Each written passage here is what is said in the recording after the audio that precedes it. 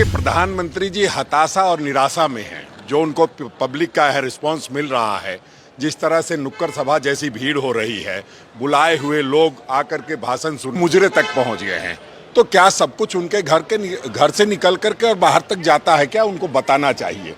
हमें लगता है प्रधानमंत्री जी अब आपा खो चुके हैं, और जो जन सैलाब और जो रुझान दिख रहा है झारखंड में, तो निश्चित रूप से उनके जो सर्वे हैं वो उन्होंने बता दिया है कि आप बुरी तरह यहाँ फेल हो रहे हैं।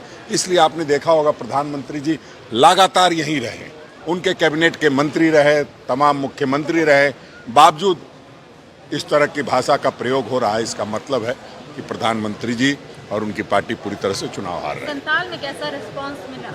देखिए, संताल में जबरदस्त का शानदार, जानदार और जबरदस्त रिस्पांस मिला है। आज इमरान प्रतापगढ़ी जी हम लोगों के साथ थे, और जिस तरह का जन सैलाब उमड़ा था, वो कह रहा था कि हमें हेमंत सोरेन के लिए न्याय चाहिए, और प्रधानमंत्री जी को वो सबक सिखाने के मूड में है।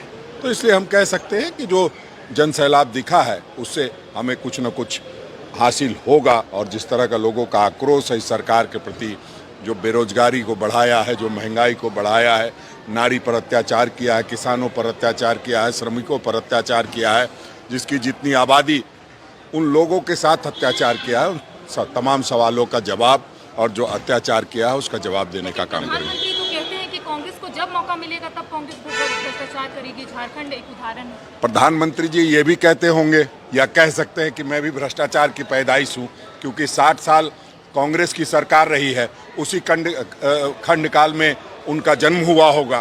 तो वो कह सकते हैं, वो कुछ भी कह सकते हैं। अभी बहुत परेशान है, इसलिए वो बातें करेंगे। प्रधानमंत्री जी के बात पर अगर आप भरोसा करेंगे तो हमें लगता है कि जो जिस तरह की वो बातें करते हैं, जिस तरह की गारंटी देते हैं, 7 फेरों की गारंटी उनकी फेल हो चुकी है, उनके कहने का कोई बहुत महत्व नहीं है।